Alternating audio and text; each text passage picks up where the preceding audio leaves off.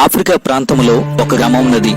ఆ గ్రామంలో యేసయ్యను ప్రేమించే మనుషులు కొందరున్నారు.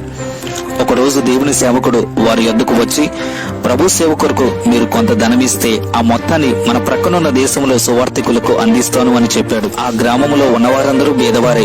మరుసటి దినం సాయంత్రానికి వారి శక్తి కొలది 50 రూపాయలు, 100 రూపాయలు ఆ సేవకునికి తమ సహాయముగా అందించారు.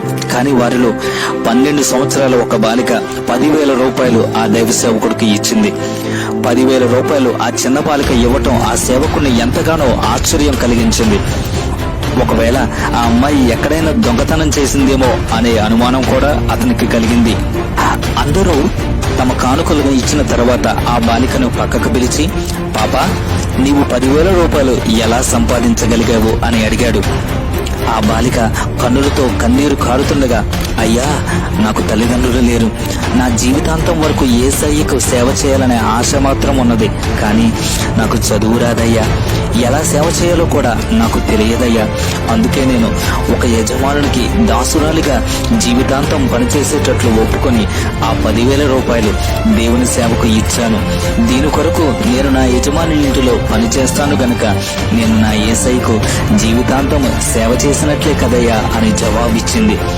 ఆ జవాబు విన్న మాస్టర్ గారికి కన్నీరు ఏరులై పారింది. ఆఫ్రికా దేశానికి సువార్త ప్రకటించటం కోసం ఆ బాలిక తన జీవితాన్నే, సర్వస్వాన్ని దేవునికి త్యాగం చేసింది. మరి నీవు దేవుని కొరకు ఏమి త్యాగం చేశావు? ప్రభు నీకు చదివిచ్చాడు, ఉద్యోగం ఇచ్చాడు, డబ్బు ఇచ్చాడు, ఆస్తి ఇచ్చాడు, తెలివిచ్చాడు, జ్ఞానం ఇచ్చాడు, శక్తి ఇచ్చాడు, సామర్థ్యం ఇచ్చాడు. మరి నీవు దేవుని కొరకు ఏమిచ్చావు?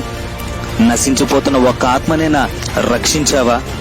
నశించిపోతున్న ఆత్మలను రక్షించుటకు నీవు ఏమి చేశావో? ఇకనైనా క్రీస్తు ప్రేమను అర్థం చేసుకుని ఆయన యొద్దకు వచ్చి ఆయనకు నీ జీవితాన్ని, సర్వస్వాన్ని త్యాగం చేయి. ఆయన నిన్ను వాడుకొని అనేకులకు దీవెనకరంగా నిన్ను మార్చటానికి సిద్ధముగా ఉన్నాడు. నేడే యేసు